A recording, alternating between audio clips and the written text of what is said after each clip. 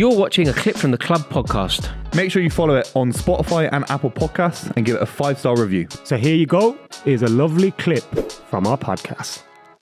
Ange Postecoglou from Celtic, back-to-back winner in Scotland with the Scottish League with Celtic, of course. Won a treble. Took it off of Rangers a couple of years ago.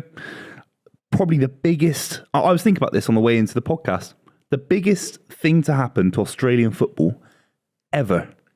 Harry Kane starting a Champions League final. Harry Kane's up there. Yeah, Australia obviously being in a World Cup final, but in terms of Mark Viduka stopping Arsenal winning the league. The management side of Australia. This is a great game. I mean, Spurs are a massive. I love this podcast, right? Yeah. This is a great game. Forget the running order. Forget everything. All the hard work that Elliot and Jack have done in the back room. Let's just play a great game. Australian footballing moments over the years.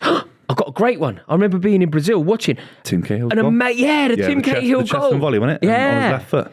Tim Cahill's goal. Who was that against? Do you remember? No, man. I remember when I was watching it. I was in Belo Horizonte, just about to watch England play Costa Rica. Obviously, they got some moments. I'm not trying to denigrate Australian football, but it is in the present day, Australian football to have a manager in a top 6 side, one of the biggest clubs, whatever you say about their trophy record, in Europe. Massive stadium, Harry Kane being managed by Ange Postecoglou. You've made a good point. You've gone too far with it. Spurs are one of they're top 15 clubs in Europe in terms of size. They are.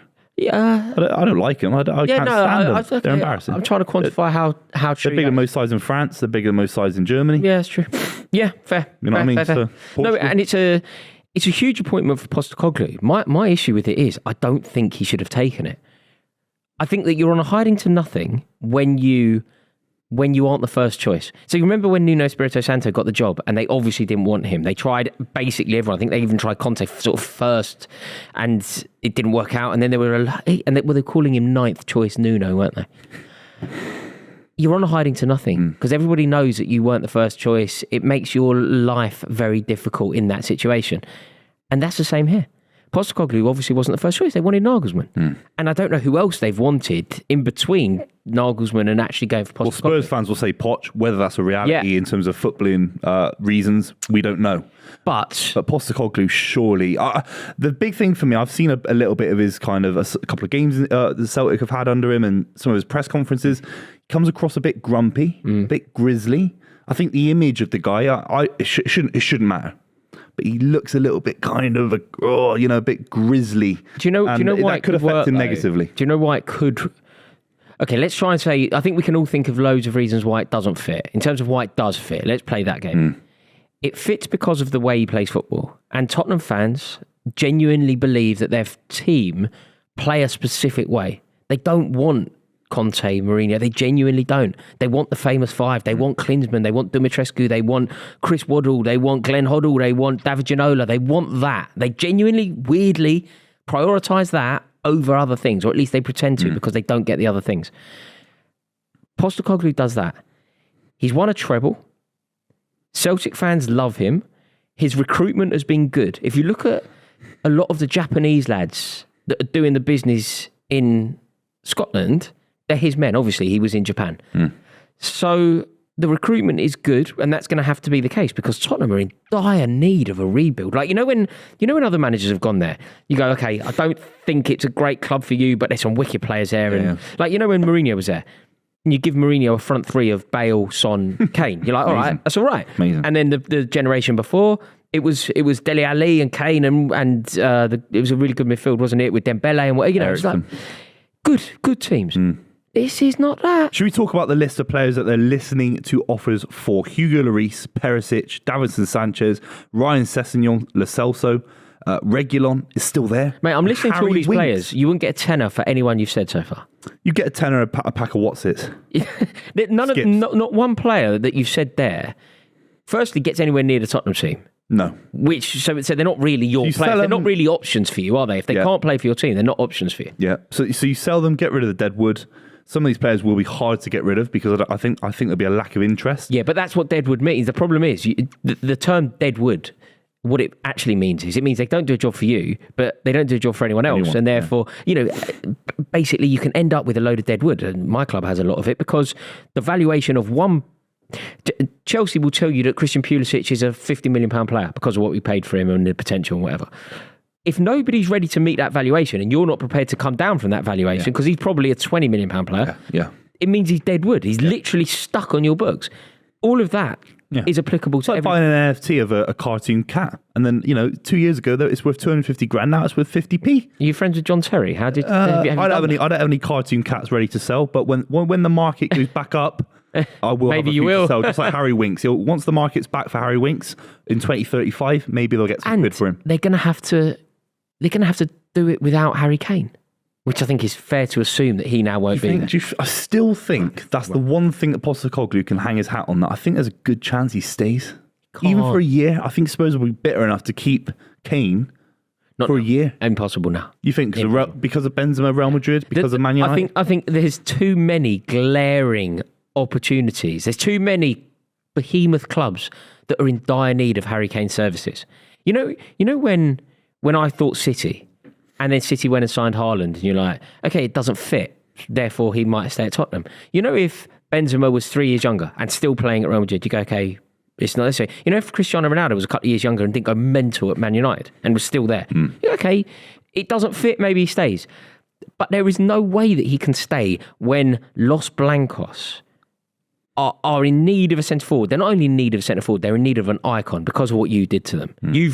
You, in that humiliation at the Etihad, have awoken them. They've been a little bit passive, and now they've gone, okay, do you know what? Not again. We're going to sign Bellingham, and I think they're going to go, we're going to sign Kane. Do you think? Yeah, and I love the idea of an English, sort of a new Real Madrid bodes very well for the England national side. I hope so. Bellingham and Kane. So. Yeah, leading the... Yeah, I only worry about how the fans treat. They'll love players that have gone over there. They treat good players well, though. You'd hope so. They didn't treat Modric very well. It took him a good year to get sort of blooded in there. And Gareth Bale was he's been slagged off for years. I mean, the guy's won 4 Champions League titles. Harry Kane, but he didn't behave very he genuinely prioritised guys. And obviously, Kane's not that kind of character. He's a bit more. I think they'll love lenient Kane, because Kane is the perfect professional, isn't he? Yeah. But look, Postecoglou at Tottenham, I just don't know. I imagine that he's probably going to bring a lot of the good Japanese lads from Celtic with him. Ooh, you can't say that. Really? I don't think there's any quality in the Scottish League, with all due respect. I think that's his issue. I think, look at some of these managers. Look at someone like Conte, for example. He brought over Perisic from Inter Milan, someone that he kind of knew, linked to players. Guardiola had that kind of connection to Spain. The issue with Postecoglou, and they got no choice now, Spurs, based on the managerial merry-go-round. There is no quality in Scotland. The league's as worse as it's ever been compared to the riches of the Premier League. Maybe 10 years ago you could have done that, but not right now. Not for me. And I think some of his performances in Europe are troubling. Like in Europe, Celtic did not do well. I think the performances weren't bad, but a lot of the results, they went out the group bottom and whatever else. Celtic are winning the league with Joe Hart in goal. A player that obviously Spurs literally rejected because he wasn't nowhere near good enough, and even Nuno Espirito Santo.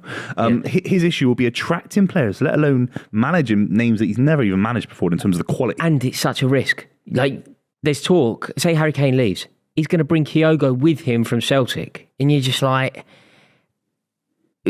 big shoes to fill, my friend. They're massive, man. Big shoes to fill.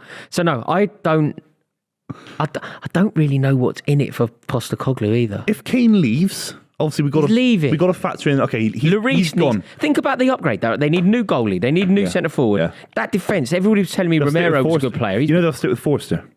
No, they won't. Trust me. They'll go into next season with Forster in goal, mate. Do you think? Yeah. And Eric They'll play 4-4-2 with Ange Postecoglou in an ill-fitting suit from Primark, screaming at his lads in Aussie. There's so many bad players in that Honest squad. to God. They've got to totally rebuild, and I just don't think that Postecoglou is the man for it. Without Kane... First manager sacked next season. Yeah, I agree with that. Without Kane, where do they finish? Obviously, you've got to factor in they will sign a couple of players, 50 mil players. They'll probably spend 150 mil. Well, the trouble is now... It doesn't matter where you finish. Basically, do they finish in the top 5? Because if they don't finish in the top 5, it doesn't matter. Yeah. So there's no difference between finishing 6th and 12. I mean, the Europa League isn't what Levy needs, so it doesn't really make a difference. And I don't think they make top 5. Top 5, that's crazy. It should be easier. And they should be in the position based on the ease now of the extra spot, the stadium. And they used to be a top 4 team.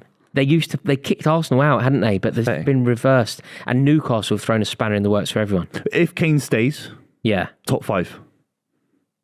Do you think he can manage him? He's going to have to have the Kane. No, I don't even think the almighty Harry Kane can take that team, that Tottenham team, this iteration of Tottenham into the top 5. Remember, Conte didn't.